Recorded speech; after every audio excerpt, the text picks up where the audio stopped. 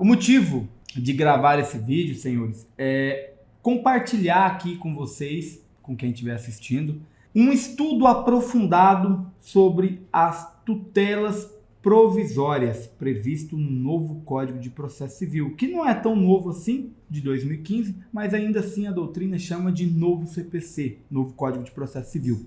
Bom, há um tempo que eu me dedico a esse tema, tutelas provisórias, e eu queria compartilhar através desse vídeo um conhecimento prático, teórico que eu adquiri ao longo desse estudo e que eu tenho certeza que vai contribuir aí para aquelas pessoas que de fato quiserem ali um conhecimento, um upgrade, né, no conhecimento que já tem. Eu tenho certeza que esse estudo, esse vídeo vai contribuir muito aí para a sua carreira. É sabido que o processo judicial brasileiro é um processo muito moroso, é um processo muito lento. A Constituição Federal, no artigo 5º, o Pacto São José da Costa Rica, no artigo 8º, e o próprio Código de Processo Civil, no artigo 4º, traz a rápida ou a razoável duração do processo. Mas isso nem de longe é respeitado pelo nosso judiciário devido à sobrecarga que o judiciário tem. Ou seja, o nosso processo, infelizmente, é um processo muito moroso.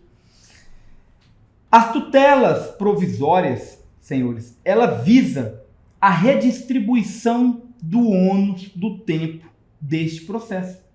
Então, as tutelas provisórias, ela é de uma importância muito grande e muito produtiva na prática para o operador do direito que consegue se valer desse instituto para redistribuir o ônus do tempo que o processo vai levar a favor do seu cliente, através, por exemplo, da satisfação do direito, da entrega do direito ou do acautelamento de algum bem para que no final do processo o direito esteja ali resguardado. Então, observe que as tutelas provisórias, elas têm um condão muito importante hoje, muito significativo no processo civil. Pois bem, dito isso, é sabido que as tutelas judiciais podem ser de duas formas: tutelas definitivas e tutelas provisórias. As tutelas definitivas são o que a doutrina chama de decisões judiciais com base em uma cognição exauriente, que geralmente vem ao final do processo através de uma sentença transitada em julgado. Então, senhores, o juiz, quando ele profere uma tutela definitiva, pressupõe-se que ele exauriu todas as fases do processo, para que então, com base em um juízo de certeza, ele profere uma decisão judicial, também chamada de sentença. Essa decisão judicial, ela é perfeitamente acobertada pela coisa julgada e faz coisa julgada material, de forma a tornar aquela decisão imutável. E, por outro lado, eu tenho as tutelas provisórias. As tutelas provisórias, diferentemente das tutelas definitivas, o juiz ele tem a possibilidade de decidir, no caso, com base em um juízo de cognição sumária, com base em um juízo de cognição de probabilidade. Ou seja, senhores, uma vez que a parte autora ou ré do processo demonstre a probabilidade do direito, o fumus boni iuris e o risco do resultado útil do processo, eu tenho a possibilidade de o juiz deferir uma tutela de natureza provisória que vai antecipar o direito da parte, ou essa tutela que antecipa o direito da parte, aqui eu já faço um parênteses, é uma tutela de natureza satisfativa, antecipada, ou ele pode assegurar, ele pode acautelar um direito da parte, uma tutela de natureza cautelar. Decisão essa que, em tese, só viria ao final do processo, através de uma tutela definitiva. Ou seja, eu tenho aqui, senhores, a redistribuição do ônus do tempo do processo. A possibilidade da parte autora ou da parte ré conseguir o que em tese ele só teria ao final do processo já de imediato. Daí a importância do estudo das tutelas provisórias. E aí, senhores, quando eu digo tutelas provisórias, eu me refiro a um gênero que se subdivide em duas espécies, que são elas as tutelas de urgência de natureza cautelar e a tutela de urgência de natureza antecipada. E qual é a diferença entre uma e outra? Aqui existe a primeira problemática do tema. O operador do direito, o estudante de direito, ele deve conhecer de forma muito bem a distinção entre a tutela cautelar e a tutela antecipada, para que ele formule da melhor forma o seu pedido. Vejamos a tutela cautelar. Tutela de urgência de natureza cautelar, senhores, como o próprio nome diz, ela tem uma natureza assecuratória. Ela visa o acautelamento de um bem. Ou seja, imagine o seguinte exemplo. Um caso prático meu aqui do escritório. Uma cliente chegou até mim alegando que tinha realizado um contrato de permuta no valor de R$1.700.000. O que ela fez? Ela permutou 2 imóveis no valor de R$1.700.000 e recebeu como troca R$1.700.000 em pedras de esmeraldas, gemas de esmeraldas. E essas pedras, elas, uma vez realizado esse contrato de permuta, uma vez celebrado a escritura pública, a autorização, no caso, para transferência desses 2 imóveis, finalizou-se o negócio jurídico. A parte, então, minha cliente me procura e fala: Dr. Davi, estou com uma dúvida a respeito da procedência dessas pedras. Eu fiquei com receio, agora depois do negócio jurídico celebrado, fiquei com receio. Tem como você analisar esse negócio para mim? De imediato, eu peguei as pedras, conheci um gemólogo, liguei para esse gemólogo através de uma chamada de vídeo e ele de imediato já me falou: olha, doutor, essas pedras aí não tem valor sequer de mercado. Isso aí, ela foi lesada, houve uma lesão aí, né? Ela sofreu um golpe. Isso que aconteceu. Registramos um boletim de ocorrência por estelionato. Por quê? Essas pedras foi levada a um gemólogo onde foi feita uma perícia preliminar, onde ficou constatado através de um laudo que essas pedras não tinham valor de mercado. Registramos o boletim, então, de ocorrência e precisamos se valer do Instituto da Tutela Cautelar para que o juiz tornasse aqueles bens, objeto daquele negócio jurídico, os 2 imóveis, indisponível. Que aqueles bens não pudessem ser transferidos, não pudessem ser retirados do nome da minha cliente até o final da demanda, até o final da ação anulatória daquele negócio jurídico. Então, veja bem, no caso prático, o que eu queria? A anulação do negócio jurídico e o retorno ao status quo antes das partes. Minha cliente minha cliente com os imóveis e restituiria ali as pedras. Esse era o pedido principal. Mas, como tutela cautelar, como tutela de urgência cautelar, nós formulamos um pedido para que o juiz declarasse a indisponibilidade daquele bem, para assegurar aqueles bens, para que no final do processo, caso ela obtivesse o êxito e comprovasse que aquele negócio foi um negócio fraudulento, um negócio jurídico que existia ali um vício de consentimento, e aí sim julgasse o processo procedente para anular o negócio jurídico, o pedido de tutela aqui, cautelar, era tão somente para assegurar o direito da parte, para tornar os imóveis indisponíveis. Veja que o pedido principal era um, e o pedido de tutela de urgência cautelar é outro. Na tutela de urgência de natureza antecipada ou satisfativa, a natureza é a satisfação imediata do direito. Imagine agora um outro exemplo prático aqui do escritório.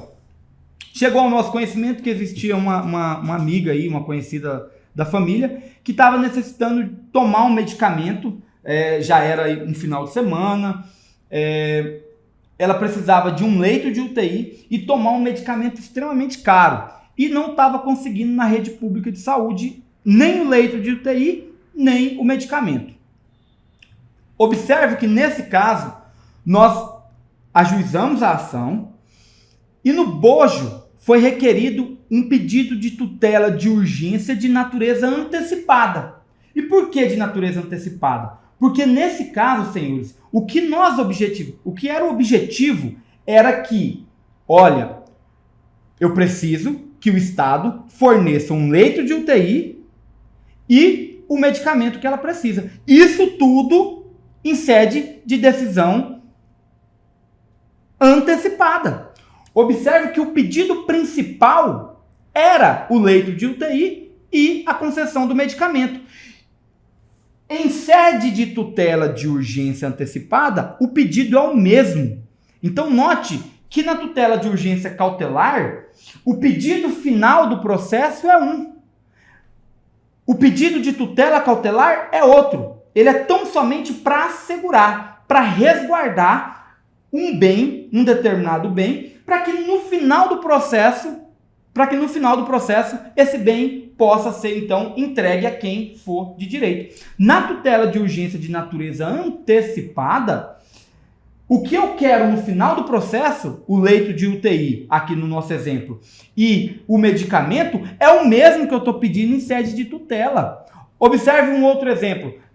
Em caso que uma empresa de telefonia qualquer negativa o nome de uma pessoa e ela ajuiza uma ação declaratória de inexistência de débito cumulada com um pedido de tutela de urgência antecipada para retirar de imediato do cadastro inadimplente o nome do devedor, da parte autora ali.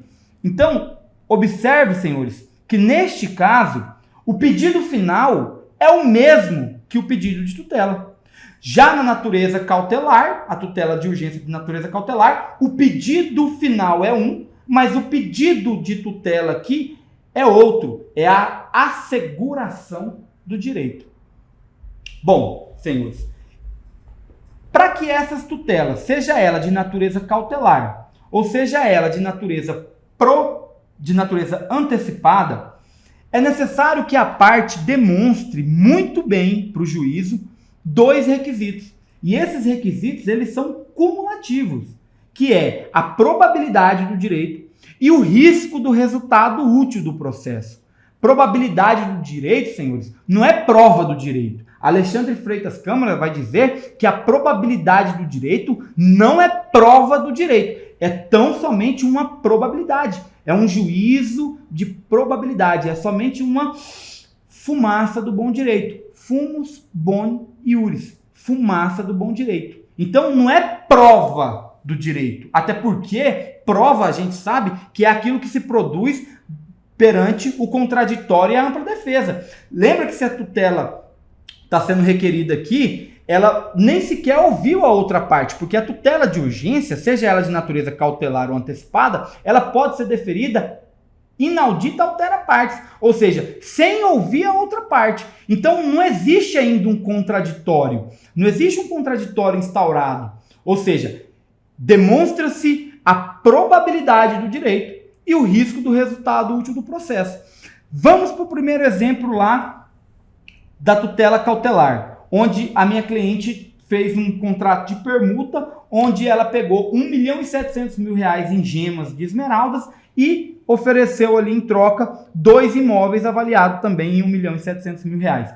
Neste caso, senhores, ficou muito bem comprovado, tanto que nós obtivemos o êxito na tutela cautelar, o fumus boni iuris, a probabilidade do direito e o risco do resultado útil do processo. Como que foi demonstrado isso em sede de um juízo de cognição sumária? Ora, eu tinha ali um laudo onde um gemólogo diz que aquelas gemas de esmeraldas não tinham sequer valor de mercado, quanto mais valeu R$1.700.000.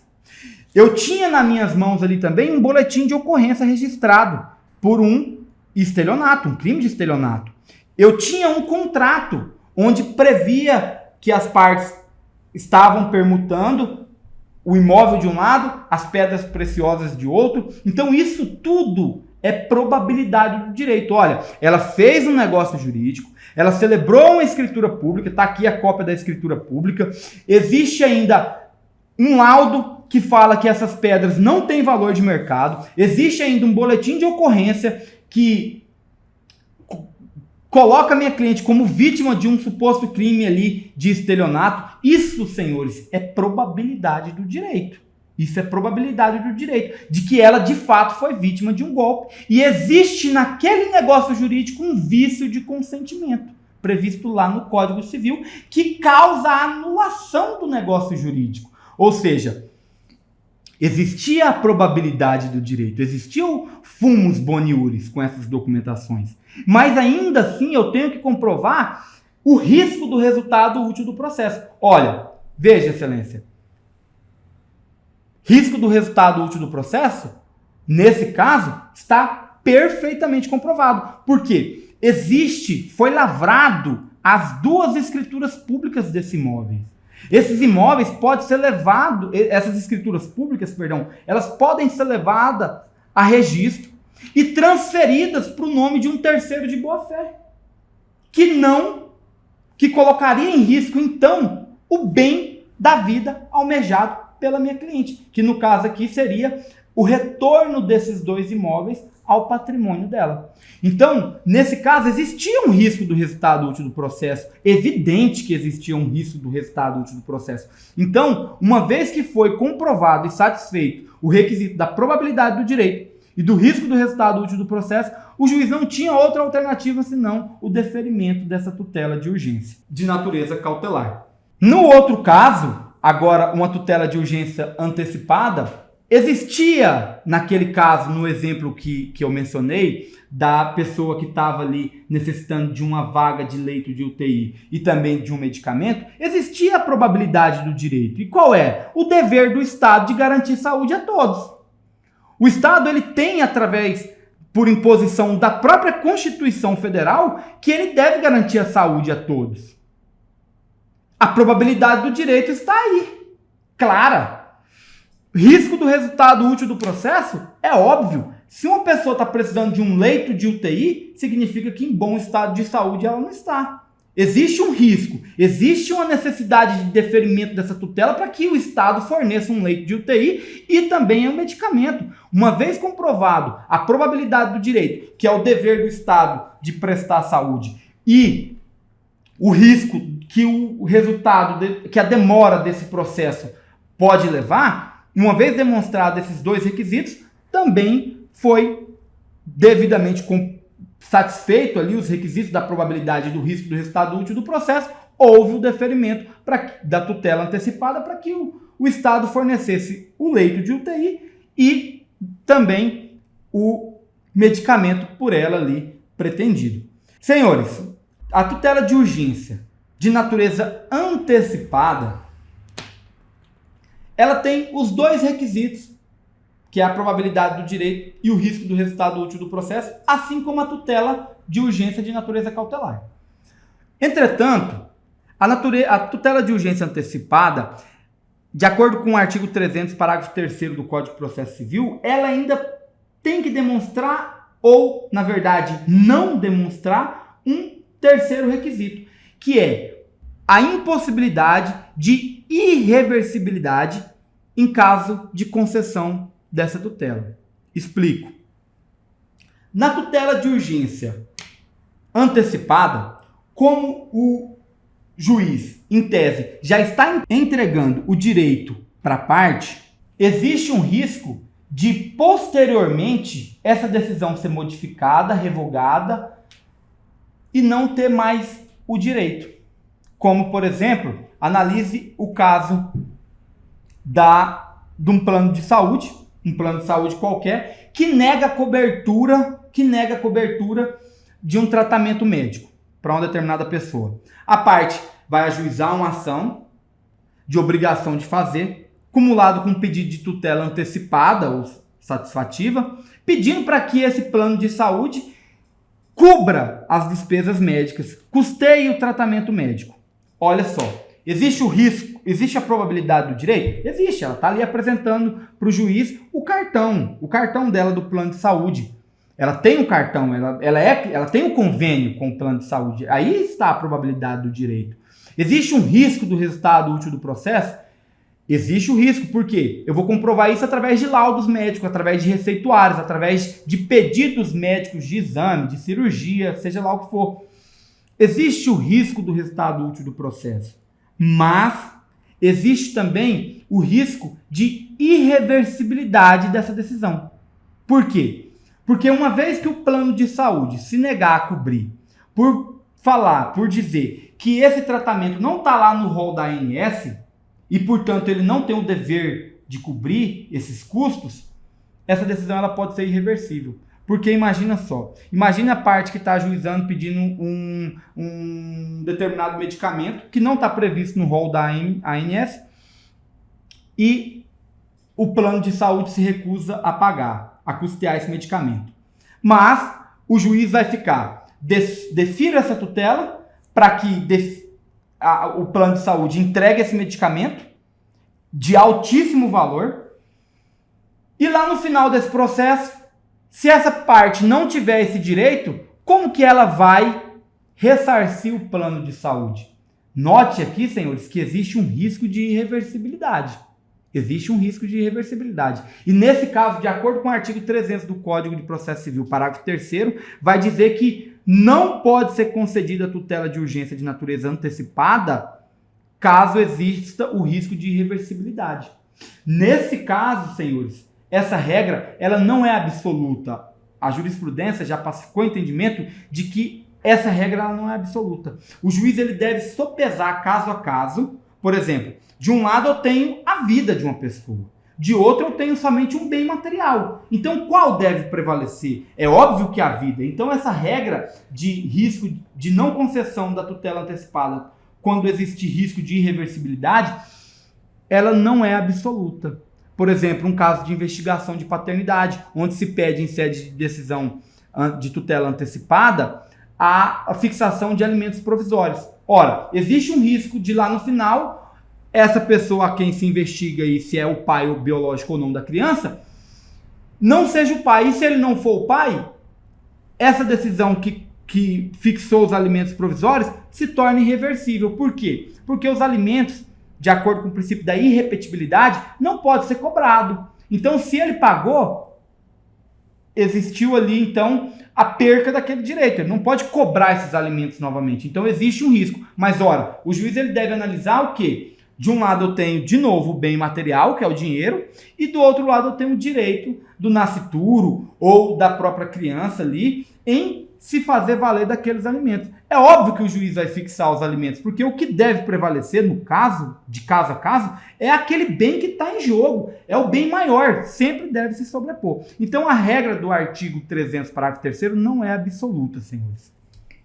Seguindo aqui ao estudo, a tutela cautelar, seja ela cautelar ou antecipada, elas podem ser requeridas tanto em caráter antecedente quanto em caráter incidental. O que é caráter antecedente e o que é caráter incidental? Pois bem, imagine que o advogado aí vai formular uma petição inicial e no bojo dessa petição inicial ele vai formular o pedido de tutela. Imagina lá, ação declaratória de inexistência de débito cumulada com pedido de tutela antecipada.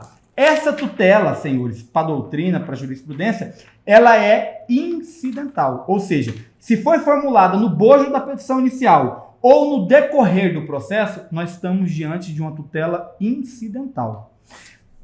Porém, ela pode ser concedida, ela pode ser formulada, tanto a tutela de natureza cautelar quanto a tutela de natureza satisfativa, de forma antecedente.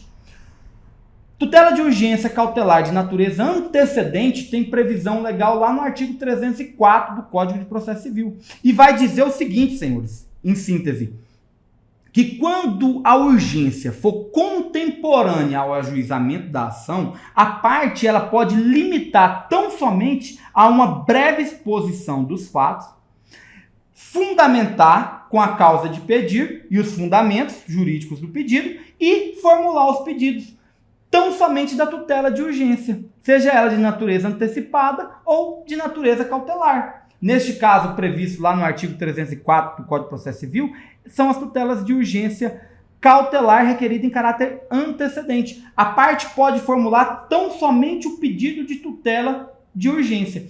No primeiro caso que eu dei de exemplo, que a minha cliente fez a permuta com as pedras preciosas, naquele caso, eu não tinha tempo para formular uma petição pedindo a anulação do negócio jurídico por um vício de consentimento. Não tinha tempo para formular todo esse pedido. Porque é uma petição densa quando você pretende anular um negócio jurídico. É uma petição densa, é uma petição pesada, é uma petição que tem muitos fundamentos.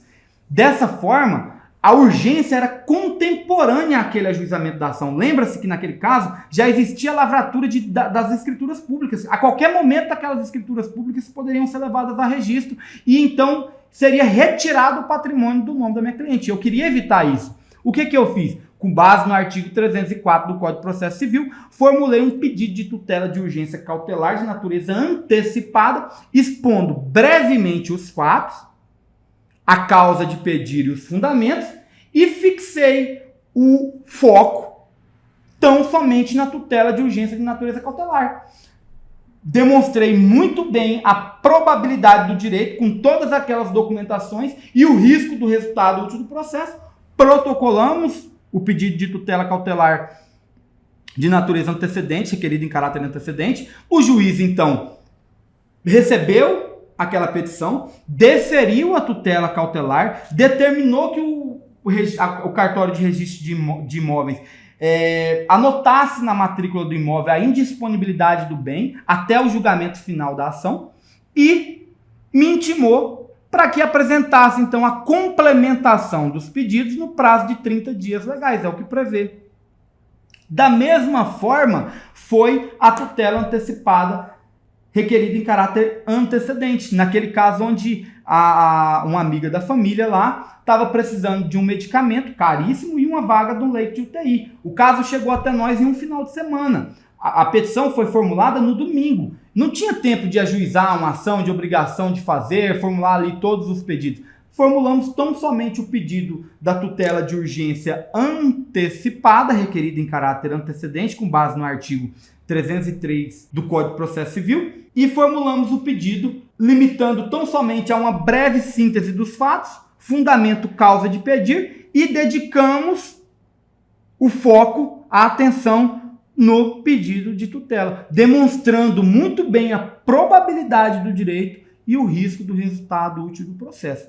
Senhores, é de extrema importância que o operador do direito, que o estudante que está vendo esse vídeo, saiba distinguir muito bem na prática a tutela cautelar da tutela antecipada. Porque no que pese a doutrina e a jurisprudência falar que vai operar o princípio da fungibilidade entre essas duas tutelas, os requisitos para elas, para concessão, são diferentes. Então, o operador de direito que não sabe se o que ele está pedindo é uma tutela de natureza cautelar ou uma tutela de natureza antecipada, muito provavelmente ele não está sabendo nem formular ao certo esse pedido. Porque, como dito, os requisitos são diferentes. No que pese, repito, operar aqui o princípio da fungibilidade, onde o juiz ele pode receber, por exemplo, o pedido de tutela de urgência cautelar, e quando ele analisar, falar, opa, aqui não é tutela cautelar, aqui na verdade o que a parte está querendo é a satisfação do direito, hein? O pedido dele aqui é o mesmo que o pedido dele lá no final, então essa tutela não é cautelar, essa tutela é antecipada. Ele aplica o princípio da fungibilidade e recebe essa tutela como se fosse antecipada. Mas, na prática, isso tem um impacto muito forte. Porque, na verdade, se você não sabe distinguir qual é a tutela cautelar ou qual é a tutela de natureza antecipada, muito provavelmente você não vai conseguir demonstrar muito bem os requisitos para a concessão. Bom, senhores, nem de longe conseguiríamos abordar nesses vídeos todos os requisitos ali, todas as peculiaridades da tutela, seja ela de natureza cautelar ou seja ela de natureza antecipada. Mas o que eu quero que fique bem claro para os senhores é a importância de estudo dos futuros operadores do direito, a importância de se utilizar bem essa técnica processual, que é a possibilidade da redistribuição do ônus do tempo do processo a favor do seu cliente. Isso, senhores, uma vez administrado de forma muito bem, você consegue sair na frente de muitos advogados, você consegue colocar o seu cliente em uma posição muito privilegiada no processo, de forma que ele não vai precisar se preocupar com a morosidade processual. E aí, senhores, para finalizar, a tutela de urgência ela pode ser requerida em qualquer momento processual, em qualquer fase processual, em qualquer grau recursal. As tutelas de urgência de natureza cautelar ou de natureza antecipada têm ampla e irrestrita aplicabilidade no nosso processo judicial brasileiro. Daí a importância de se operar essa ferramenta de forma muito bem.